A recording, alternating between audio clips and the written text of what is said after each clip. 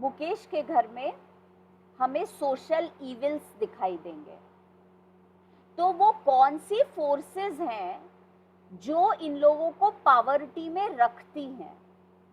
तो पावर्टी में बेटा ये अगर हम रहते हैं तो एपैथी ऑफ गवर्नमेंट, ठीक, बहुत अच्छी बात लिख दो, पर बेटा कुछ हमारी सोसाइटी की भी बुराइयां हैं जिसका असर पड़ता है हमारी लाइफ पे, और कुछ हमारा पर्सनल एटीट्यूड भी होता है।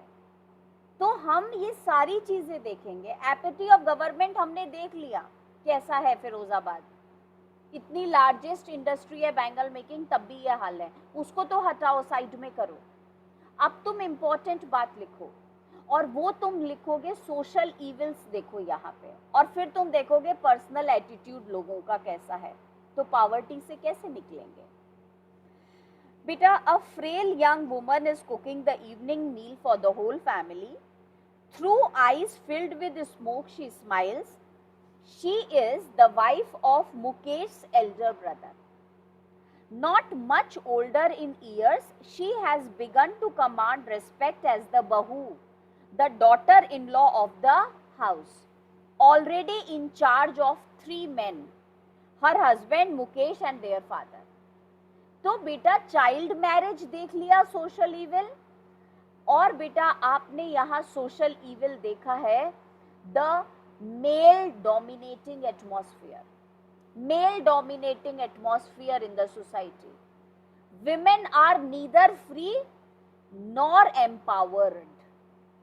तो बेटा उसे अपने हस्बैंड का भी कहना मानना है, अपने ब्रदर इन लॉ का जो कि एज में उसके बराबर है उसका भी कहना मानना है, because he is a man, और बेटा फादर का तो मानना ही मानना है। तो male dominating. When the older man enters, और बेटा जब मुकेश के फादर आते हैं, she gently withdraws behind the broken wall. तो बेटा she goes back, जहाँ वो दीवार है टूटी हुई सी उसके पीछे चली जाती है, क्योंकि women are not supposed to face the male and elders of the family. पर्दा system is the third social evil that you are looking here. बेटा as custom demands, रिवाज है, when the older man enters, she gently withdraws behind the broken wall and brings her veil closer to her face. बेटा veil का मतलब घूंघट और निकाल लिया. So this is the पर्दा system that is in the society. As custom demands, हमारे यहाँ ये custom है, ये tradition है, ये रिवाज है. Daughters-in-law must veil their faces before male elders. In this case, the elder is an impoverished bangle maker. क्या फर्क पड़ता है बेटा? इस केस में जो मेल मेंबर है वो गरीब है, तो क्या हुआ, है तो मेल मेंबर, और बेटा पर्दा सिस्टम तो करना पड़ेगा। Despite long years of hard labor, इतने सालों तक मेहनत करी, और कितनी मेहनत करी है हमने कल की क्लास में पढ़ा था। फर्स्ट एज अ टेलर, थोड़े दिनों मुकेश के फादर बेटा अपना काम भी चेंज किया, बैंगल मेकिंग छोड़ के दर्जी का काम भी किया, पर बेटा करना वही पड़ता है क्योंकि कास्ट स्टिग्मा लग गया। चूड़ी बनाने वाले, ये आपकी कास्ट का धब्बा लग गया आपके ऊपर, मार्क लग गया आपके ऊपर। First as a tailor, then a bangle maker, he has failed to renovate a house. तो बेटा इतनी मेहनत करने के बाद भी घर नहीं रिनोवेट करा पाए। Send his 2 sons to school, बच्चों को स्कूल भी नहीं भेज पाए। क्या फायदा, प्रॉफिट ही नहीं हो रहा है। All he has managed to do is teach them what he knows, the art of making bangles. बस ये सिखाया उनको। बेटा अब इन लोगों का एटीट्यूड देखो। मुकेश की दादी जी से बात करती है अनीस जंग, बच्चा क्या करेगा, मुकेश क्या करेगा। तो बेटा ये लोग किस्मत में यकीन करने वाले फेटलिस्ट हैं, और फेटलिस्ट ऐसे हैं, हाँ जी ये तो भगवान की दिया हुआ काम है, यही तो करना है, ये तो हमारी किस्मत में लिखा हुआ है, अब क्या हो सकता है, ऐसा रोने वाला एटीट्यूड है। इट इज हिज कर्म, ये तो मुकेश का कर्म है, इट इज हिज डेस्टिनी, उसकी किस्मत है, वही तो करेगा। अरे ऐसे कैसे करेगा, बेचारे की आंखें चली जाएंगी। और कुछ प्रॉफिट नहीं मिला, पिताजी को नहीं मिला, इसको भी नहीं मिलेगा, फिर भी फेटलिस्ट एटीट्यूड, नहीं जी वो तो ऐसे ही होगा. Says Mukesh grandmother who has watched her own husband go blind with the dust from polishing the glass of bangles. और बेटा अपने पति की आंखें जाती हुई देखी हैं जबकि, पर फिर भी वही हाल. Can a God given lineage ever be broken? ये तो भगवान की दी हुई lineage है. lineage का मतलब family tradition, ये हम कैसे तोड़ सकते हैं. She implies, बेटा meaningfully, she tells very meaningfully, ये तो गॉड गिवन है, भगवान की दी हुई है, डेस्टिनी है. इसलिए मैंने बोला ये लोग फेटलिस्ट हैं, अपना एटीट्यूड भी तो चेंज करना होता है. Born in the caste of bangle makers, अब तो बेटा चूड़ियां बनाने वालों की एक कास्ट अलग और हो गई, तो ये कास्ट स्टिग्मा, ये कास्ट का धब्बा और लग गया. They have seen nothing but bangles, अच्छा इन्होंने कुछ देखा भी नहीं है अपने घर में सिवाय चूड़ियों के. इन द हाउस, घर में चूड़ियों के ढेर, बेटा इन द यार्ड, बाहर ओपन स्पेस में, आंगन जो होता है. इन एवरी अदर हाउस, बगल वाले के घर में. Every other yard, every street in Firozabad. क्या दिखाई देगा, स्पाइरल्स ऑफ बैंगल्स, बेटा वो circle of bangles. Sunny gold, paddy green, royal blue, pink, purple, every colour born out of the 7 colours of the rainbow. हर बेटा हर तरीके की आपको कलर की बैंगल्स मिलेंगी. लाई इन माउंट्स, माउंट्स का मतलब बेटा दैट हिल्स, वो छोटे छोटे ढेर लगे हुए हैं चूड़ियों के. इन अनकैप्ड यार्ड्स, अनकैप्ड मतलब untidy, are piled on 4 wheeled hand carts, और बेटा फिर इसकी डिलीवरी देने के लिए ठेले में रखते हैं और लेके चले जाते हैं लड़के. Pushed by young men along the narrow lanes of the shanty town, ये अनडेवलप्ड टाउन की गलियों में से निकल के वो लड़के चले जाते हैं इसकी डिलीवरी देने के लिए. और बेटा यहाँ पर आप ये देखो, एंड इन डार्क हटमेंट्स, और बेटा इतने सुंदर सुंदर कलर की तो बनाते हैं बैंगल्स, और खुद कहाँ रहते हैं, डार्क, अंधेरे में, क्योंकि अंधेरा चाहिए होता है कांच को जोड़ने के लिए.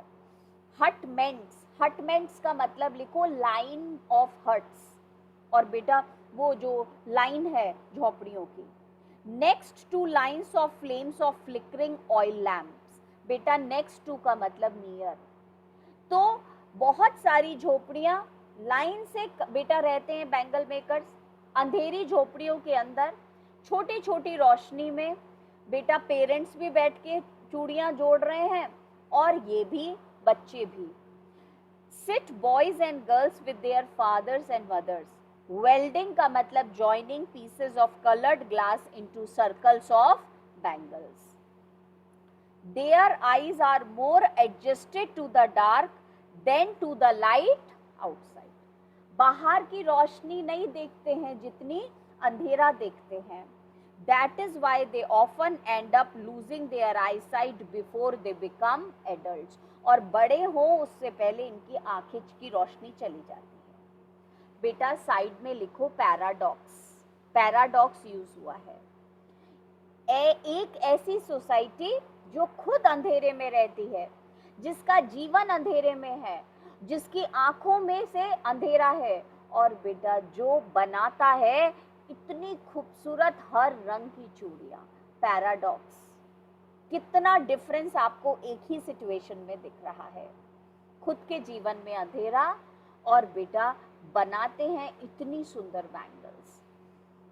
बेटा सविता, अच्छा यहाँ तक बताने के बाद में अब अनीस जंग ने बताया यहाँ के जो लड़के हैं, बच्चे हैं, वो बेटा ऑटोमेटिकली बड़े होते हैं, अपने पिताजी का कारोबार संभाल लेते हैं. और पिताजी का कारोबार कोई बेटा प्रॉफिट का नहीं है.